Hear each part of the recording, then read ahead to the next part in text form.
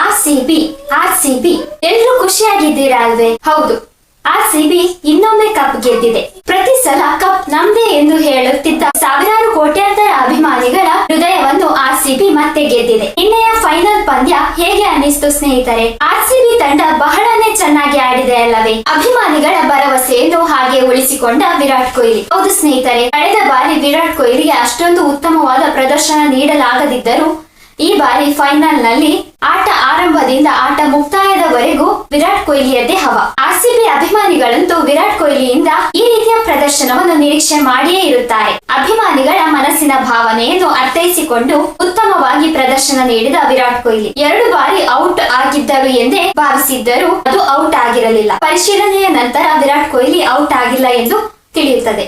ಮತ್ತೆ ಆಟವನ್ನು ಆಡಲು ಆರಂಭಿಸಿದರು. ನಿನ್ನೆಯ ಐಪಿಎಲ್ ಫೈನಲ್ ಪಂದ್ಯದ ಸಂಪೂರ್ಣ ವರದಿಯನ್ನು ಇಂದಿನ ವಿಡಿಯೋದಲ್ಲಿ ತಿಳಿದುಕೊಳ್ಳೋಣ. ಅದಕ್ಕೂ ಮುನ್ನ ನೀವಿನ್ನು ನಮ್ಮ ವಾಹಿನಿಗೆ ಸಬ್ಸ್ಕ್ರೈಬ್ ಮಾಡಿಲ್ಲ ಅಂದರೆ ತಪ್ಪದೆ ಸಬ್ಸ್ಕ್ರೈಬ್ ಮಾಡಿಕೊಳ್ಳಿ. ಇದರಿಂದ ನಮಗೆ ಇನ್ನೂ ಹೆಚ್ಚು ಮಾಹಿತಿಗಳನ್ನು ನಿಮ್ಮ ಮುಂದಿಡಲು ಸಹಾಯವಾಗುತ್ತದೆ. ಹಾಗೆ ವಿಡಿಯೋ ಇಷ್ಟವಾದರೆ ವಿಡಿಯೋಗೆ ಲೈಕ್ ಮಾಡುವುದನ್ನು ಮರೆಯಲೇಬೇಡಿ. ಐಪಿಎಲ್ ಅಭಿಮಾನಿಗಳಂತೂ ಆರ್.ಸಿ.ಬಿ ತಂಡ 100 ಅಲ್ಲ 200% ಗೆದ್ದೇ ಗೆಲ್ಲುತ್ತದೆ ಎಂಬ ಭರವಸೆಯನ್ನು ಹೊಂದಿದ್ದರು. ಇದಕ್ಕೆ ಕಾರಣ ಈಗಿನ ಆರ್.ಸಿ.ಬಿ ತಂಡದಲ್ಲಿರುವ ಆಟಗಾರರ ಉತ್ತಮವಾದ ಆಟ, ಅಭಿಮಾನಿಗಳು ಆರ್.ಸಿ.ಬಿ ತಂಡದ ಆಟಗಾರರ ಮೇಲೆ ಇಟ್ಟಿರುವ ನಂಬಿಕೆ, ವಿಶ್ವಾಸ ಹಾಗೂ ಅಭಿಮಾನ. ಸ್ನೇಹಿತರೆ, ಆರ್.ಸಿ.ಬಿ ತಂಡದ ಈ ಬಾರಿಯ ಗೆಲುವು ಅಭಿಮಾನಿಗಳಿಗೆ ಅಷ್ಟೊಂದು ಸಂತೋಷವನ್ನು ತಂದಿರಲಿಕ್ಕಿಲ್ಲ. ಸಂತೋಷ ತಂದೇ ಇಲ್ಲ ಅಂತ ಹೇಳಲಿಕ್ಕೆ ಆಗಲ್ಲ, ಆದರೆ ಕಳೆದ ಬಾರಿಯಷ್ಟು ಸಂತಸ ನೀಡಿಲ್ಲ.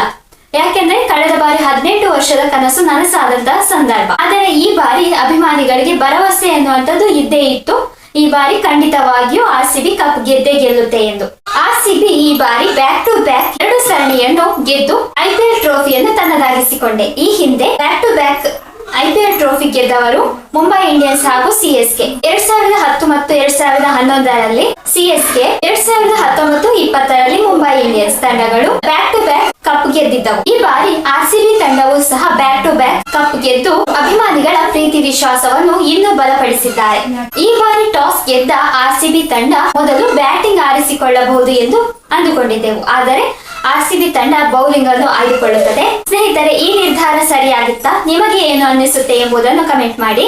ಕಳೆದ ಬಾರಿ 2025ರ ಫೈನಲ್ ನಲ್ಲಿ ಪಂಜಾಬ್ ತಂಡ ಟಾಸ್ ಗೆದ್ದು ಆರ್.ಸಿ.ಬಿ ತಂಡ ಟ್ರೋಫಿಯನ್ನು ಗೆದ್ದಿತ್ತು. ಈ ಬಾರಿ ಆರ್.ಸಿ.ಬಿ ತಂಡವೇ ಟಾಸ್ ಗೆದ್ದು ಟ್ರೋಫಿಯನ್ನು ಸಹ ಗೆದ್ದಿದೆ. ಆದರೆ ಕಳೆದ ಬಾರಿ ಆರ್.ಸಿ.ಬಿ 6 ರನ್ಗಳಿಂದ ವಿನ್ ಆಗಿತ್ತು. ಆದರೆ ಈ ಬಾರಿ 155 ರನ್ ಚೇಸ್ ಮಾಡ್ಲಿಕ್ಕೆ ಇದ್ದಿದ್ದರಿಂದ ಅಷ್ಟೊಂದು ಸ್ಪರ್ಧೆ ಅನ್ನುವಂಥದ್ದು ಇರಲಿಲ್ಲ ಎಂದು ಹೇಳಬಹುದು. ಸ್ಪರ್ಧೆ ಅನ್ನುವಂಥದ್ದು ಇದ್ದೇ ಇಲ್ಲ ಎಂದು ಹೇಳಲಿಕ್ಕಿಲ್ಲ. ಯಾಕೆಂದರೆ ಗುಜರಾತ್ ಟೈಟನ್ಸ್ ನಲ್ಲಿ ಇದ್ದವರು ಎಲ್ಲರೂ ಬಲಿಷ್ಠ ಆಟಗಾರರೇ. ಇನ್ನು ಬೌಲಿಂಗ್ ಆರಿಸಿಕೊಂಡು ಜಿಟಿ ಬ್ಯಾಟಿಂಗ್ ಮಾಡುತ್ತಿರುವ ಸಂದರ್ಭದಲ್ಲಿ ಮೊದಲ ವಿಕೆಟ್ ಹೋಗುವುದನ್ನೇ ಎಲ್ಲರೂ ಕಾಯುತ್ತಿದ್ದರು. ಆ ಸಂದರ್ಭದಲ್ಲಿ ಮೊದಲು ಬ್ಯಾಟಿಂಗ್ ಮಾಡುತ್ತಿದ್ದಂತಹ ಶುಭ್ಮನ್ ಗಿಲ್ ಹಾಗೂ ಸಾಯಿ ಸುದರ್ಶನ್ ಜೋಡಿ ಬ್ಯಾಟಿಂಗ್ ಮಾಡುವ ಸಂದರ್ಭದಲ್ಲಿ 21 ರನ್ ಇರುವಾಗ ಜಿಟಿ ನಾಯಕ ಶುಭ್ಮನ್ ಗಿಲ್ ಅವರನ್ನು ಆರ್.ಸಿ.ಬಿ ನಾಯಕ ರಜತ್ ಪಾಟಿದಾರ್ ಅವರು ಕ್ಯಾಚ್ ಹಿಡಿಯುವುದರ ಮೂಲಕ ಸೋಲಿಸುತ್ತಾರೆ. ಆ ಕ್ಯಾಚ್ ಹೇಗಿತ್ತು ಎಂದರೆ ಅದು ರಜತ್ ಪಾಟಿದಾರ್ ದೂರದಿಂದ ಓಡಿಕೊಂಡು ಬಂದು ಹಿಡಿದಂತಹ ಕ್ಯಾಚ್. ಮೊದಲ ವಿಕೆಟ್ ಪಡೆದುಕೊಂಡ ನಂತರ ಆರ್.ಸಿ.ಬಿ ತಂಡದ ಆಟಗಾರರಲ್ಲಿ ಇನ್ನೂ ಹೆಚ್ಚು ಆತ್ಮವಿಶ್ವಾಸ ಎನ್ನುವಂಥದ್ದು ಬರುತ್ತದೆ.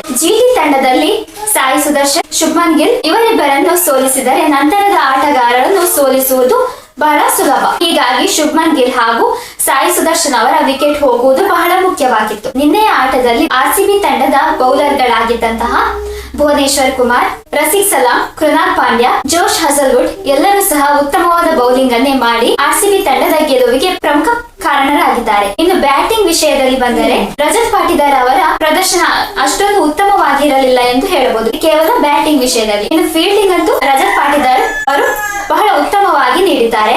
ಹಾಗೆ ನಿನ್ನೆಯ ಪಂದ್ಯದಲ್ಲಿ ಕೃನಾಲ್ ಪಾಂಡ್ಯ ಅವರ ಬ್ಯಾಟಿಂಗ್ ಅಷ್ಟೊಂದು ಉತ್ತಮವಾಗಿರಲಿಲ್ಲ. ಕ್ವಾಲಿಫೈಯರ್ ತಂಡಕ್ಕೆ ಹೋಲಿಸಿಕೊಂಡು ನಾವು ಮುಖ್ಯವಾಗಿ ಭರವಸೆ ಇಟ್ಟುಕೊಂಡಿದ್ದು ಕೃನಾಲ್ ಪಾಂಡ್ಯ ಹಾಗೂ ನಾಯಕ ರಜತ್ ಪಾಟಿದಾರ್ ಮೇಲೆ. ಯಾಕೆಂದರೆ ರಜತ್ ಪಾಟಿದಾರ್ ಕ್ವಾಲಿಫೈಯರ್ ಆಟದಲ್ಲಿ 33 ಬಾಲ್ಗಳಲ್ಲಿ 93 ರನ್ ಗಳಿಸಿದ್ದರು. ಅದೇ ರೀತಿಯ ಪ್ರದರ್ಶನ ಈ ಬಾರಿಯೂ ಇರಬಹುದು ಅಥವಾ ಅದಕ್ಕಿಂತ ಸ್ವಲ್ಪ ಕಡಿಮೆ ಪ್ರಮಾಣದ ಪ್ರದರ್ಶನ ಇದ್ದೇ ಇರುತ್ತದೆ ಎಂದು ಅಂದುಕೊಂಡಿದ್ದೆವು. ಆದರೆ ದುರದೃಷ್ಟವಶಾತ್ ರಜತ್ ಪಾಟಿದಾರ್ ಅವರು 13 ಬಾಲ್ಗಳಲ್ಲಿ ಕೇವಲ 15 ರನ್ ಪಡೆದುಕೊಂಡು ರಶೀದ್ ಖಾನ್ ಅವರ ಬೌಲಿಂಗ್ ನಲ್ಲಿ ಕಗಿಸೋ ರಬಾಡ ಅವರ ಕ್ಯಾಚಿಂಗ್ ಮೂಲಕ ಔಟ್ ಆಗುತ್ತಾರೆ. ಇನ್ನು ಕೃಣಾಲ್ ಪಾಂಡ್ಯ ಅವರ ಬ್ಯಾಟಿಂಗ್ ಬಗ್ಗೆ ಹೇಳುವುದಕ್ಕಿಂತ ಬೌಲಿಂಗ್ ಬಗ್ಗೆ ಹೇಳುವುದು ಬಹಳ ಮುಖ್ಯ. 4 ಓವರ್ಗಳಲ್ಲಿ ಕಟ್ಟುನಿಟ್ಟಾದ ಬೌಲಿಂಗ್ ಮಾಡುವುದರ ಮೂಲಕ ಮಧ್ಯಮ ಓವರ್ಗಳಲ್ಲಿ ರನ್ಗಳನ್ನು ನಿಯಂತ್ರಿಸಿ ಗುಜರಾತ್ ಟೈಟನ್ಸ್ ಬ್ಯಾಟರ್ಗಳ ಮೇಲೆ ಒತ್ತಡವನ್ನು ತಂದರು. ಇನ್ನು ಪಂದ್ಯದ ಪ್ರಮುಖ ಕ್ಷಣದಲ್ಲಿ ಜೋಶ್ ಬಟ್ಲರ್ ಅವರ ವಿಕೆಟ್ ಅನ್ನು ಪಡೆದುಕೊಳ್ಳುವ ಮೂಲಕ ಪಂದ್ಯವನ್ನು ಆರ್ಸಿಬಿ ಕಡೆ ತಿರುಗಿಸುತ್ತಾರೆ. ಈ ಡೆಲಿವರಿಯನ್ನು ಸಚಿನ್ ತೆಂಡೂಲ್ಕರ್ ಸಹ ಪರ್ಫೆಕ್ಟ್ ಬಾಲ್ ಎಂದು ಪ್ರಶಂಸೆ ಮಾಡುತ್ತಾರೆ. ಆರ್ಸಿಬಿ ಬ್ಯಾಟಿಂಗ್ ನಲ್ಲಿ ಕೃಣಾಲ್ ಪಾಂಡ್ಯ ಅವರ ಮೇಲೆ ಇನ್ನೂ ಹೆಚ್ಚಿನ ಭರವಸೆ ಇತ್ತು. ಆದರೆ ದುರದೃಷ್ಟವಶಾತ್ ರಶೀದ್ ಖಾನ್ ಅವರ ಚೆಂಡನ್ನು ನಿಯಂತ್ರಿಸಲಾಗದೆ ಕೃಣಾಲ್ ಸ್ವೀಪ್ ಶಾಟ್ ಆಡಲು ಪ್ರಯತ್ನಿಸಿದಾಗ ಚೆಂಡು ಬ್ಯಾಟಿಗೆ ತಾಗದೆ ಕಾಲಿಗೆ ತಗುಲುತ್ತದೆ. ಅಂಪೈರ್ ಚೆಂಡು ಸ್ಟಂಪ್ ಗೆ ತಾಗುತ್ತಿತ್ತು ಎಂದು ನಿರ್ಧರಿಸಿ LBW ಔಟ್ ನೀಡುತ್ತಾರೆ. ಹೀಗಾಗಿ ಕೃಣಾಲ್ ಪಾಂಡ್ಯ ಅವರು ಏನೋ ಮಾಡಲು ಹೋಗಿ ಏನೋ ಆಯಿತು, ಇರ್ಲಿ ಪರವಾಗಿಲ್ಲ, ಆದರೆ ಅವರ ಬೌಲಿಂಗ್ ಅಂತೂ ಮೆಚ್ಚಲೇಬೇಕು. ಒಂದು ವೇಳೆ ನಿನ್ನೆಯ ಪಂದ್ಯದಲ್ಲಿ ರಜತ್ ಪಾಟಿದಾರ್, ಕೃಣಾಲ್ ಪಾಂಡ್ಯ ಸ್ವಲ್ಪ ಉತ್ತಮವಾದ ಪ್ರದರ್ಶನವನ್ನು ನೀಡಿದರೆ 200 ರನ್ ಹೇಗೂ ಸ್ಕೋರ್ ಮಾಡಬಹುದಿತ್ತು ಎಂದು ಹೇಳಬಹುದು. ಅತಿ ಆಸೆ ಬೇಡ ಅಲ್ವಾ, ನಮ್ಮ ಆಸೆ ಏನಿದೆ ಅದು ಪೂರೈಸಿದೆ. GT ಬ್ಯಾಟಿಂಗ್ ಮಾಡುವ ಸಂದರ್ಭದಲ್ಲಿ ಆರ್ಸಿಬಿಗೆ ಮೊದಲ ವಿಕೆಟ್ ಪಡೆದುಕೊಳ್ಳುವುದು ಬಹಳ ಮುಖ್ಯವಾಗಿತ್ತು. ಆ ವಿಕೆಟ್ ಅನ್ನು ತಂದುಕೊಟ್ಟವರು ರಜತ್ ಪಾಟಿದಾರ್. ನಾನು ಈಗಾಗಲೇ ಹೇಳಿದೆ ರಜತ್ ಪಾಟಿದಾರ್ ಅವರು ಹೇಗೆ ಶುಭ್ಮನ್ ಗಿಲ್ ಅವರನ್ನು ಸೋಲಿಸಿದ್ದಾರೆ ಎಂದು. ಅದು ಓಡಿಕೊಂಡು ಬಂದು ಚೆಂಡನ್ನು ಹಿಡಿಯುವುದರ ಮೂಲಕ ಆರ್ಸಿಬಿ ಅಭಿಮಾನಿಗಳಲ್ಲಿ ಮೊದಲ ನಗುವನ್ನು ತರುತ್ತಾರೆ. GT ಅವರು 22 ರನ್ಗೆ ಮೊದಲ ವಿಕೆಟ್ ಕಳೆದುಕೊಳ್ಳುತ್ತಾರೆ. ಆ ನಂತರ ಕೇವಲ 4 ರನ್ ಪಡೆದುಕೊಂಡು 26 ರನ್ ಇರುವಾಗ ಎರಡನೆಯ ವಿಕೆಟ್ ಆಗಿ ಸಾಯಿ ಸುದರ್ಶನ್ ಅವರು ಔಟ್ ಆಗುತ್ತಾರೆ. ಹೀಗಾಗಿ ಈ ಹಂತ ಆರ್ಸಿಬಿ ತಂಡಕ್ಕೆ ಪ್ರಮುಖವಾಗಿತ್ತು. ಇವರಿಬ್ಬರನ್ನು ಸೋಲಿಸಿದರೆ ಮುಂದೆ ಬರುವವರನ್ನು ಸೋಲಿಸುವುದು ಸುಲಭ ಎಂಬ ಭಾವನೆ ಎಲ್ಲರಲ್ಲಿಯೂ ಇದ್ದೇ ಇರುತ್ತದೆ. ಹೀಗೆ 3.4 ಓವರ್ ಅಲ್ಲಿಯೇ GT ತನ್ನ 2 ವಿಕೆಟ್ ಅನ್ನು ಕಳೆದುಕೊಂಡಿತ್ತು. GTಗೆ ಹೋಲಿಸಿದರೆ ಆರ್ಸಿಬಿ ತಂಡ ಆರಂಭದಿಂದಲೇ ಉತ್ತಮವಾದ ಪ್ರದರ್ಶನವನ್ನು ನೀಡಿದೆ. 4.3 ಓವರ್ ಇರುವಾಗ 16 ಬಾಲ್ಗೆ 32 ರನ್ ಪಡೆದುಕೊಳ್ಳುವ ಮೂಲಕ ವೆಂಕಟೇಶ್ ಅಯ್ಯರ್ ಅವರು ಮೊಹಮ್ಮದ್ ಸಿರಾಜ್ ಅವರ ಬೌಲಿಂಗ್ ಹಾಗೂ ರಬಾಡ ಅವರ ಕ್ಯಾಚ್ ಮೂಲಕ ಔಟ್ ಆಗುತ್ತಾರೆ. ಆ ನಂತರ ಪಡಿಕಲ್ ಅವರು ರಬಾಡ ಅವರ 4 ಬೌಲಿಂಗ್ ನಲ್ಲಿ ಕೇವಲ 1 ರನ್ ಪಡೆದುಕೊಂಡು ಅರ್ಷದ್ ಖಾನ್ ಅವರಿಂದ ಔಟ್ ಆಗುತ್ತಾರೆ. ಹೀಗಾಗಿ ಪಡಿಕಲ್ ಅವರಿಂದ ಇನ್ನೂ ಸ್ವಲ್ಪ ಹೆಚ್ಚಿನ ಮಟ್ಟದ ಪ್ರದರ್ಶನವನ್ನು ಅಭಿಮಾನಿಗಳು ಬಯಸಿದ್ದರು ಎಂದು ಹೇಳಬಹುದು. GT 3.4 ಓವರ್ಗೆ 2 ವಿಕೆಟ್ ಕಳೆದುಕೊಂಡಿದ್ದರೆ ಆರ್ಸಿಬಿ ತಂಡ 5.1 ಓವರ್ಗೆ 2 ವಿಕೆಟ್ ಕಳೆದುಕೊಂಡಿತ್ತು. ಹೀಗೆ ಹತ್ತಿರದಲ್ಲಿ ಆರ್ಸಿಬಿ ವಿಕೆಟ್ ಕಳೆದುಕೊಂಡದ್ದು ನೋಡಿ ಆರ್ಸಿಬಿ ಅಭಿಮಾನಿಗಳಲ್ಲಿ ಸ್ವಲ್ಪ ಆತಂಕ ಹುಟ್ಟಿರುತ್ತದೆ. GT ತಂಡದಲ್ಲಿ 8 ಓವರ್ ನಲ್ಲಿ ಎನ್ ಸಿಂಧು ಅವರು 18 ಬಾಲ್ಗಳಲ್ಲಿ 20 ರನ್ ಪಡೆಯುವುದರ ಮೂಲಕ ಪಡಿಕಲ್ ಅವರ ಬ್ಯಾಟಿಂಗ್ ಉತ್ತಮವಾಗಿ ಇರದಿದ್ದರೂ ಎನ್ ಸಿಂಧು ಅವರನ್ನು ಔಟ್ ಮಾಡುವುದರ ಮೂಲಕ ಪಂದ್ಯವನ್ನು ಆರ್ಸಿಬಿ ತಂಡದ ಪರವಾಗಿ ತಿರುಗಿಸುತ್ತಾರೆ. ಹೀಗಾಗಿ ಎನ್ ಸಿಂಧು ಅವರ ಬಾಲ್ ಅನ್ನು ಕ್ಯಾಚ್ ಹಿಡಿಯುವುದರ ಮೂಲಕ ಡಿ ಪಡಿಕಲ್ ಅವರು ಪ್ರಮುಖ ಪಾತ್ರ ವಹಿಸುತ್ತಾರೆ. ಇನ್ನು 8.2 ಓವರ್ ಇರುವಾಗ ರಜತ್ ಪಾಟಿದಾರ್ ಅವರು 89ನೇ ರನ್ ನಲ್ಲಿ 3 ವಿಕೆಟ್ ಹೋಗುತ್ತದೆ. ರಶೀದ್ ಖಾನ್ ಅವರ ಬೌಲಿಂಗ್ ನಲ್ಲಿ 13 ಬಾಲ್ಗಳಲ್ಲಿ 15 ರನ್ ಗಳಿಸಿ ಕಗಿಸ ರಬಾಡ ಅವರಿಂದ ಕ್ಯಾಚ್ ಔಟ್ ಆಗುತ್ತಾರೆ. 89 ರನ್ಗೆ 2 ವಿಕೆಟ್ ಹೋಗುತ್ತದೆ. ನಂತರ ಕೇವಲ 2 ರನ್ ಅಂದರೆ 91 ರನ್ ಪಡೆಯುವಲ್ಲಿ 4ನೇ ವಿಕೆಟ್ ಹೋಗುತ್ತದೆ. ಅದು ಕೃಣಾಲ್ ಪಾಂಡ್ಯ ಅವರ ಆಟ. ಅದು ದುರದೃಷ್ಟವಶಾತ್ LBW ಮೂಲಕ ಕೃಣಾಲ್ ಪಾಂಡ್ಯ ಅವರು ಏನೋ ಮಾಡಲು ಹೋಗಿ ಅದು ಏನೋ ಆಗುತ್ತದೆ. ನಂತರ ಟಿಮ್ ಡೇವಿಡ್ ಅವರು ಸಹ ಉತ್ತಮವಾದ ಆಟವನ್ನೇ ಆಡಿದ್ದಾರೆ. 17 ಬಾಲ್ಗಳಲ್ಲಿ 24 ರನ್ಗಳನ್ನು ಪಡೆದುಕೊಂಡಿದ್ದಾರೆ. 132 ರನ್ ಇರುವಾಗ ಟಿಮ್ ಡೇವಿಡ್ ಅವರ 5ನೇ ವಿಕೆಟ್ ಅರ್ಷದ್ ಖಾನ್ ಅವರ ಬೌಲಿಂಗ್ ನಲ್ಲಿ ಜೋಶ್ ಬಟ್ಲರ್ ಅವರಿಂದ ಕ್ಯಾಚ್ ಔಟ್ ಆಗುತ್ತದೆ. ನಂತರ ಬಂದಂತಹ ಜಿತೇಶ್ ಶರ್ಮಾ ಅವರು ಸಹ ಉತ್ತಮವಾದ ಪ್ರದರ್ಶನವನ್ನು ನೀಡಿದ್ದಾರೆ. ಆದರೆ ಇಲ್ಲಿ ಜಿತೇಶ್ ಶರ್ಮಾ ಅವರಿಗೆ ಅಷ್ಟೊಂದು ಒತ್ತಡವಿರಲಿಲ್ಲ. ಯಾಕೆಂದರೆ ಜೊತೆ ಆಟಗಾರನಾಗಿ ವಿರಾಟ್ ಕೊಹ್ಲಿ ಇದ್ದರು. ಹೀಗಾಗಿ ಜಿತೇಶ್ ಶರ್ಮಾ ಅವರಿಗೆ ಅಷ್ಟೊಂದು ಒತ್ತಡದ ಸಂದರ್ಭ ಏನು ಇರಲಿಲ್ಲ ಎಂದು ಹೇಳಬಹುದು. ಹಾಗೆಯೇ ರನ್ ಚೇಸ್ ಮಾಡುವುದು ಸಹ ಇನ್ನು ಬಾಲ್ಗಳು ಉಳಿದಿದ್ದವು. ಆದರೆ ಔಟ್ ಆಗದೆ ಇರುವುದು, ವಿಕೆಟ್ ಕಳೆದುಕೊಳ್ಳದೆ ಇರುವುದು ಇಲ್ಲಿ ಪ್ರಮುಖವಾಗಿತ್ತು. ಆದರೆ ಆ ಸಂದರ್ಭದಲ್ಲಿ ವಿರಾಟ್ ಕೊಹ್ಲಿ ಅವರ ಕ್ಯಾಚ್ ಹಿಡಿಯಲು ಪ್ರಯತ್ನಿಸಿದಂತಹ ಶುಭ್ಮನ್ ಗಿಲ್ ಅವರು ಮೊದಲು ಅದು ವಿರಾಟ್ ಕೊಹ್ಲಿ ಅವರು ಔಟ್ ಆಗಿದ್ದಾರೆ ಎಂದು ಭಾವಿಸಲಾಗಿತ್ತು. ಆದರೆ ಥರ್ಡ್ ಅಂಪೈರ್ ಅವರ ಪರಿಶೀಲನೆಯ ನಂತರ ವಿರಾಟ್ ಕೊಹ್ಲಿ ಔಟ್ ಆಗಿಲ್ಲ ಎಂದು ಗೊತ್ತಾಗುತ್ತದೆ. ಆಗ ಅಭಿಮಾನಿಗಳಿಗಂತೂ ವಿರಾಟ್ ಕೊಹ್ಲಿ ಔಟ್ ಆಗಿದ್ದಾರೆ ಎಂದ ತಕ್ಷಣ ಆತಂಕವಾಗುತ್ತದೆ. ಅದೇ ವಿರಾಟ್ ಕೊಹ್ಲಿ ಔಟ್ ಆಗಿಲ್ಲ ಎಂದ ತಕ್ಷಣ ಇನ್ನು ಹೆಚ್ಚಿನ ಖುಷಿ ಆಗುತ್ತದೆ. ಇದು ಪ್ಲೇ ಆಫ್ ದ ಮ್ಯಾಚ್ ಅಂದರೆ ವಿರಾಟ್ ಕೊಹ್ಲಿ ಅವರದು 42 ಬಾಲ್ಗಳಲ್ಲಿ 75 ರನ್ ಗಳಿಸಿದ್ದಾರೆ. ಅದರಲ್ಲಿಯೂ ಅವರು ಲಾಸ್ಟ್ ಗೆ 2 ಬಾಲ್ ಆಟ ಆಡ್ತಾರಲ್ಲ, ಅದು ತುಂಬಾನೇ ಮುಖ್ಯವಾದದ್ದು. ಬಹಳ ಖುಷಿಯ ವಿಚಾರ. ಯಾಕಂದ್ರೆ ಲಾಸ್ಟ್ ಬಾಲ್ ಅನ್ನ 6 ಹೊಡೆಯುವುದರ ಮೂಲಕ ಪಂದ್ಯಕ್ಕೆ ಒಂದು ಉತ್ತಮವಾದ ಅಂತ್ಯವನ್ನು ಹಾಡುತ್ತಾರೆ. ಅಲ್ಲಿ ಅವರಿಗೆ ಹೆಚ್ಚಿನ ಆತಂಕ ಇರಲಿಲ್ಲ. ಇನ್ನು ಬಾಲ್ಗಳು ಇದ್ದವು. ಒಂದು ವೇಳೆ ಕ್ಯಾಚ್ ಔಟ್ ಆದರೂ ಸಹ ಕೇವಲ ಇನ್ನು 1 ರನ್ ಗಳಿಸಬೇಕು. ಏಕೆಂದರೆ GT ಅವರು 8 ವಿಕೆಟ್ ಕಳೆದುಕೊಂಡಿದ್ದಾರೆ. ಇಲ್ಲಿ ಹೋಗಿದ್ದು 5 ವಿಕೆಟ್. ಒಂದು ವೇಳೆ ವಿರಾಟ್ ಔಟ್ ಆಗಿದ್ದರೂ ಸಹ 6ನೇ ವಿಕೆಟ್ ಹೋಗ್ತಿತ್ತು.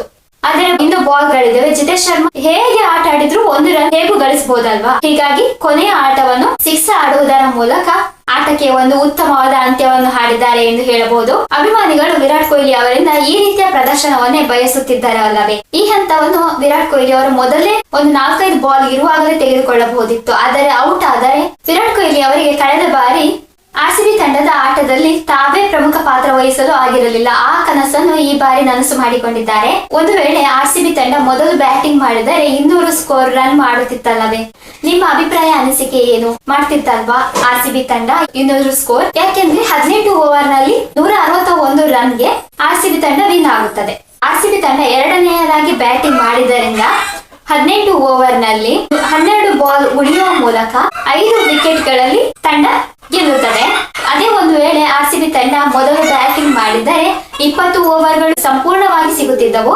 ಹಾಗೆ ಇನ್ನೂ ಹೆಚ್ಚಿನ ಸ್ಕೋರ್ ಅನ್ನು ಮಾಡಬಹುದಿತ್ತು ಎಂದು ಅನಿಸುತ್ತದೆ ಅಲ್ಲವೇ. ಸ್ನೇಹಿತರೆ, ನಿನ್ನೆಯ ಆಟದ ಬಗ್ಗೆ ನಿಮ್ಮ ಅಭಿಪ್ರಾಯ ಅನಿಸಿಕೆಗಳನ್ನು ತಪ್ಪದೆ ಕಮೆಂಟ್ ಮಾಡಿ. ಇದು ನಿಮಗೆ ಬಹಳ ಖುಷಿಯ ವಿಚಾರ ಅಲ್ಲವೇ. ಹಾಗಾದರೆ ವಿಡಿಯೋಗೆ ತಪ್ಪದೆ ಲೈಕ್ ಮಾಡಿ. ಹಾಗೆ ನಿಮ್ಮ ಆತ್ಮೀಯರಿಗೂ ಯಾರೆಲ್ಲ ಆರ್ಸಿಬಿ ತಂಡದ ಮೇಲೆ ಅಭಿಮಾನವನ್ನು ಹೊಂದಿದ್ದಾರೆ, ಹಾಗೆ ಆರ್ಸಿಬಿ ತಂಡವನ್ನು ಯಾರೆಲ್ಲ ಹೇಟ್ ಮಾಡುತ್ತಾರೆ ಅವರೆಲ್ಲರಿಗೂ ಈ ವಿಡಿಯೋವನ್ನು ತಪ್ಪದೆ ಶೇರ್ ಮಾಡಿ. ಸ್ನೇಹಿತರೆ, ನಿನ್ನೆಯ ಪಂದ್ಯ ಎನ್ನುವಂಥದ್ದು ಆರ್ಸಿಬಿ ತಂಡ ಗೆಲ್ಲಬೇಕೆಂದು ಕೋಟ್ಯಾಂತರ ಅಭಿಮಾನಿಗಳು ನಿರೀಕ್ಷೆಯಲ್ಲಿದ್ದರು. ಆದರೆ ಆರ್ಸಿಬಿ ತಂಡ ಸೋಲಬೇಕೆಂದು ಉಳಿದ ಎಲ್ಲಾ ತಂಡದ ಮಾಲೀಕರು, ಆಟಗಾರರು ಹಾಗೆ ಅಂಪೈರ್ಗಳು ಆರ್ಸಿಬಿ ತಂಡ ಸೋಲಲಿ ಎಂದು ಅಂದುಕೊಂಡಿದ್ದರು. ಆದರೆ ಕೋಟ್ಯಾಂತರ ಜನರ ಅಭಿಮಾನದೊಂದಿಗೆ ಆರ್ಸಿಬಿ ತಂಡ ಗೆಲುವನ್ನು ಸಾಧಿಸಿದೆ. ಹಾಗೆ ಮೇ 31ರ ಸಂಜೆ 7 ಗಂಟೆಗೆ ಪಂದ್ಯ ಆರಂಭವಾಗಿದ್ದು 11:30 ಅಷ್ಟೊತ್ತಿಗೆ ಪಂದ್ಯ ಮುಕ್ತಾಯವಾಗಿತ್ತು. ಹೀಗಾಗಿ 12 ಗಂಟೆ ಸರಿಸುಮಾರಿಗೆ ಅಂದರೆ ಜೂನ್ 1 ತಾರೀಕಿನಂದು ನಮ್ಮ ಆರ್ಸಿಬಿ ತಂಡದ ನಾಯಕ ರಜತ್ ಪಾಟಿದಾರ್ ಅವರ ಹುಟ್ಟುಹಬ್ಬ. ಹೀಗಾಗಿ ರಜತ್ ಪಾಟಿದಾರ್ ಅವರ ಹುಟ್ಟುಹಬ್ಬಕ್ಕೆ 2026ರ IPL ಟ್ರೋಫಿಯ 2ನೇ ಕಪ್ ಸಹ ಅಮೂಲ್ಯವಾದ ಉಡುಗೊರೆ ದೊರೆತಿದೆ. ಹಾಗೆಯೇ ಕೋಟ್ಯಾಂತರ ಜನರ ಪ್ರೀತಿ, ಅಭಿಮಾನ ರಜತ್ ಪಾಟಿದಾರ್ ಅವರಿಗೆ ಬೆಲೆ ಕಟ್ಟಲಾಗದ ಉಡುಗೊರೆ ಎಂದು ಹೇಳಬಹುದು. ರಜತ್ ಪಾಟಿದಾರ್ ಅವರ ಎಲ್ಲಾ ಕನಸುಗಳು ನನಸಾಗಲಿ ಎಂದು ನಾವೆಲ್ಲರೂ ಹಾರೈಸೋಣ. ಹಾಗೆಯೇ ಈ ಹಿಂದೆ ಆರ್ಸಿಬಿ ತಂಡದ ಪರವಾಗಿ ಆಟವಾಡಿ ಈಗ ಆರ್ಸಿಬಿ ತಂಡದ ಬ್ಯಾಟಿಂಗ್ ಕೋಚ್ ಹಾಗೂ ಮೆಂಟರ್ ಆಗಿರುವ ದಿನೇಶ್ ಕಾರ್ತಿಕ್ ಅವರ ಹುಟ್ಟುಹಬ್ಬವೂ ಸಹ ಇದೇ ದಿನ ಅಂದರೆ ಜೂನ್ 1ರಂದು 2024 ಜುಲೈಯಲ್ಲಿ ಆರ್ಸಿಬಿ ತಂಡದ ಮೆಂಟರ್ ಆಗಿ ಸೇರ್ಪಡೆಗೊಳ್ಳುತ್ತಾರೆ. ಕ್ರಿಕೆಟ್ ನಿಂದ ನಿವೃತ್ತಿ ಆದ ನಂತರವೂ ಆರ್ಸಿಬಿ ತಂಡ ಹೊಸ ಜವಾಬ್ದಾರಿಯನ್ನು ನೀಡುತ್ತದೆ. ಅದೇನೆಂದರೆ ಮೆಂಟರ್ ಹಾಗೂ ಬ್ಯಾಟಿಂಗ್ ಕೋಚ್ ಆಗಿ ವೃತ್ತಿಯನ್ನು ಇವರಿಗೆ ನೀಡುತ್ತದೆ. ಹೀಗಾಗಿ 2025ರ IPL ನ ಆರ್ಸಿಬಿ ಟ್ರೋಫಿ ಹಾಗೆ 2026ರ IPL ಟ್ರೋಫಿ 2 ಆರ್ಸಿಬಿ ತಂಡಕ್ಕೆ ಸಲ್ಲಿದ್ದರಿಂದ ದಿನೇಶ್ ಕಾರ್ತಿಕ್ ಅವರಿಗೂ ಸಲ್ಲುತ್ತದೆ. ಹಾಗೆ ನಮ್ಮ ನಾಯಕ ರಜತ್ ಪಾಟಿದಾರ್ ಅವರು ನಾಯಕನಾಗಿರುವ ಸಂದರ್ಭದಲ್ಲಿಯೇ ಆರ್ಸಿಬಿ ತಂಡ ಟ್ರೋಫಿ ಗೆದ್ದಿದೆ. ಹೀಗಾಗಿ ದಿನೇಶ್ ಕಾರ್ತಿಕ್ ಹಾಗೂ ರಜತ್ ಪಾಟಿದಾರ್ ಇವರಿಬ್ಬರ ಹುಟ್ಟುಹಬ್ಬವು ಜೂನ್ 1ರಂದೇ ಇರುವುದರಿಂದ ಇವರಿಬ್ಬರಿಗೂ ಒಟ್ಟಿನಲ್ಲಿ ಹುಟ್ಟುಹಬ್ಬದ ಶುಭಾಶಯವನ್ನು ಕೋರೋಣ. ಹಾಗೆ ಈ ಬಾರಿಯ ಟ್ರೋಫಿ ಸಹ ಇವರಿಬ್ಬರಿಗೂ ಹುಟ್ಟುಹಬ್ಬದ ಉಡುಗೊರೆಯಾಗಿ ದೊರೆತಿದೆ. ಅದರ ಜೊತೆಗೆ ಕೋಟ್ಯಾಂತರ ಅಭಿಮಾನಿಗಳ ಅಭಿಮಾನವು ಇನ್ನು ಬಲಿಷ್ಠವಾಗಿದೆ. ಸ್ನೇಹಿತರೆ, ಎಬಿಡಿ ಅವರು ಮೊದಲೇ ಹೇಳಿದ್ದರು, ಅಂದರೆ ಕಳೆದ ಬಾರಿ ಒಂದು ವೇಳೆ ಆರ್ಸಿಬಿ ತಂಡ 18 ವರ್ಷದ ನಂತರ ಆರ್ಸಿಬಿ ತಂಡ ಗೆದ್ದರೆ ಸತತವಾಗಿ 2 ಟ್ರೋಫಿಯನ್ನು ಗೆದ್ದೇ ಗೆಲ್ಲುತ್ತದೆ ಎಂದು. ಹಾಗೆಯೇ ಆಯಿತು. ಹಾಗೆ ಮುಂದಿನ ಟ್ರೋಫಿ ಕೂಡ ನಮ್ಮ ಆರ್ಸಿಬಿ ತಂಡದ್ದೇ ಆಗಿರುತ್ತದೆ ಅಲ್ಲವೇ. ಸ್ನೇಹಿತರೆ, ಮುಂದಿನ ವಿಡಿಯೋದಲ್ಲಿ ಭೇಟಿಯಾಗೋಣ. ಇಂದಿನ ವಿಡಿಯೋ ನಿಮಗೆಲ್ಲರಿಗೂ ಆಸಕ್ತಿದಾಯಕವಾಗಿದೆ ಎಂದು ಭಾವಿಸುತ್ತೇನೆ. ವಿಡಿಯೋ ಇಷ್ಟವಾದರೆ ವಿಡಿಯೋಗೆ ಲೈಕ್ ಮಾಡಿ. ಈ ಒಂದು ವಿಡಿಯೋಗಾಗಿ ನಾನು 500 ಲೈಕ್ಸ್ ಅನ್ನು ಎಕ್ಸ್ಪೆಕ್ಟ್ ಮಾಡ್ತೀನಿ. ಕನ್ನಡ ಹಾಗೂ ಬೆಂಗಳೂರಿನ ಅಭಿಮಾನಿಗಳಾದ ನೀವು ತಪ್ಪದೆ ಲೈಕ್ ಮಾಡೇ ಮಾಡುತ್ತೀರಿ ಎಂಬ ವಿಶ್ವಾಸ ನನ್ನಲ್ಲಿದೆ. ಮುಂದಿನ ವಿಡಿಯೋದಲ್ಲಿ ಮತ್ತೆ ಭೇಟಿಯಾಗೋಣ. ಅಲ್ಲಿಯವರೆಗೂ ಪ್ರೀತಿ ತುಂಬಿದ ನಮಸ್ಕಾರ. ಜೈ ಆರ್ಸಿಬಿ.